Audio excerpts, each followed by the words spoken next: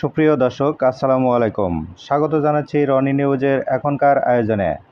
আজ সোমবার ২৬ মে ২০২৫, ১২ জ্যৈষ্ঠ ১৪৩২ বঙ্গাব্দ, ২৭ জিলকদ ১৪৪৬ হিজরি।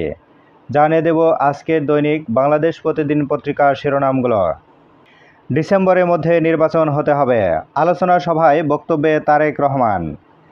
সরকারের মান অভিমানের সুযোগ নেই, গণতান্ত্রিক সরকার না থাকায় দেশে অস্থিতিশীলতা তৈরি হচ্ছে, মানুষের দাবি দাওয়া শোনার কেউ নেই এখন। আইএমএফের চোখ চশমায় গভর্নর, কলার ধরে ডলার নিয়ন্ত্রণের প্রশ্ন কেন? বেসরকারি খাতের গলা টিপে ঋণ নিয়ে চলবে দেশ। গত প্রায় 10 মাসে সরকারের অর্থনৈতিক প্রবণতা শুধু ঋণমুখী। যেখান থেকে পারছে সরকার ঋণ করার চেষ্টা করছে, আর এই ঋণ করতে গিয়ে বিভিন্ন স্বার্থের জালে জড়িয়ে যাচ্ছে দেশ। ব্যবসায়ীদের যৌথ সংবাদ সম্মেলন, বুদ্ধিজীবীদের মতো মেরে ফেলা হচ্ছে শিল্পোদ্যোক্তাদেরও। পরিষ্কার হলো না কিছুই, বিএনপি, জামাত, এনসিপি, এমনকি সরকার পক্ষ প্রত্যেকেই নিজ নিজ অবস্থানে অনড়।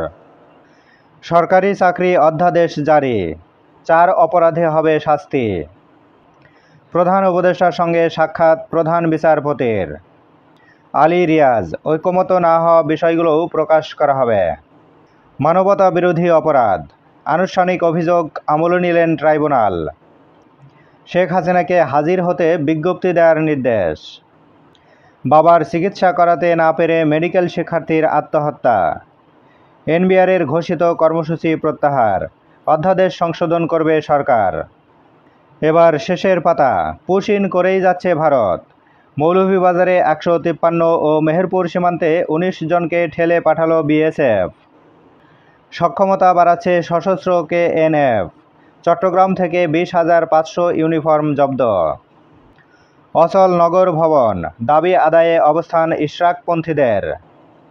এফবিসিসিআইয়ের বাজেট প্রস্তাব, দেশীয় শিল্পে সুরক্ষা গুরুত্ব গ্রামীণ কর্মসংস্থানে। হবিগঞ্জে পুলিশের গাড়ি জিম্মি করে ডাকাতি। রাজধানীতে ট্রাকের ধাক্কায় 2 শিক্ষার্থী নিহত। ডিসেম্বরের মধ্যে নির্বাচন চায় বাম জোটও। পুলিশ সদর দপ্তর, পুলিশ সদস্য পরিচয়ে প্রতারণা থেকে সতর্ক থাকুন। পুলিশ অ্যাসোসিয়েশন, নূরের বক্তব্য অপরাধমূলক।